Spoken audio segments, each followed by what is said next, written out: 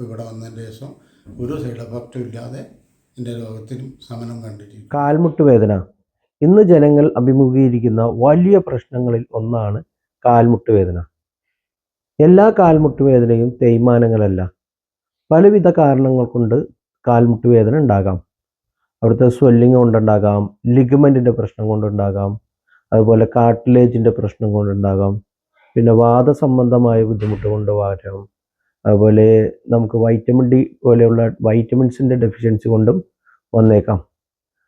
നമ്മൾ ഒരു രോഗിയെ സമീപിക്കുമ്പോൾ തന്നെ വളരെ കൃത്യമായിട്ട് തന്നെ എന്ത് കാരണം കൊണ്ടാണ് ഇവർ കാൽമുട്ട് വേദന വന്നതെന്ന് കൃത്യമായിട്ട് നമുക്ക് കാൽപാദങ്ങളിലെ ചെക്കിങ്ങിൽ കൂടെ നമുക്ക് മനസ്സിലാക്കാൻ കഴിയും. അതിനുശേഷം മരുന്നുകളില്ലാത്ത തെറാപ്പിയിലൂടെ നമുക്കൊരു പരിഹാരം കാണാൻ പറ്റും. അപ്പോൾ പെട്ടെന്ന് തന്നെ രോഗിക്ക് ആശ്വാസം ലഭിക്കും. അസ്സലാമു അലൈക്കും.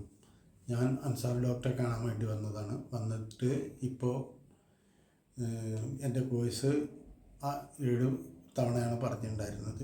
ഇപ്പോൾ ഇന്നത്തേക്ക് 7 തവണ കഴിയുകയാണ്. ഞാൻ വരുന്നത് തിരുവണ്ണൂർ കോഴിക്കോട് എന്ന് പറയും. കോഴിക്കോട് മീൻചന്ത ബൈപ്പാസ് എന്ന് പറഞ്ഞ സ്ഥലത്തു നിന്നാണ്. എനിക്ക് രോഗം പൂർണ്ണമായിട്ടും മാറിയെന്ന് പറയണ്ട, പക്ഷേ തീർച്ചയായിട്ടും എൻ്റെ രോഗങ്ങൾക്ക് മാറ്റങ്ങളാണ്. ഞാൻ പല സ്ഥലത്തും പോയിട്ട് വന്നിട്ടുണ്ടായിരുന്നു. ആയുർവേദം ചെയ്തു, അലോപ്പതി ചെയ്തു, ഹോമിയോ ചെയ്തു, എല്ലാം ചെയ്തിട്ട് എനിക്ക് അത്ര മാറ്റം കണ്ടിട്ടില്ല. ഇപ്പോൾ ഇവിടെ വന്നതിൻ്റെ ശേഷം ഒരു സൈഡ് എഫക്റ്റും ഇല്ലാതെ എൻ്റെ രോഗത്തിനും ശമനം കണ്ടിരിക്കുന്നു.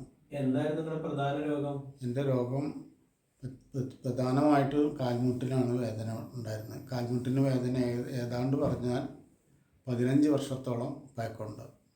ഈ 15 വർഷത്തെ പഴക്കമുള്ള ഈ കാൽമുട്ട് വേദന എനിക്ക് തീർച്ചയായിട്ടും മാറിയിട്ടുണ്ട് തന്നെ പറയണം.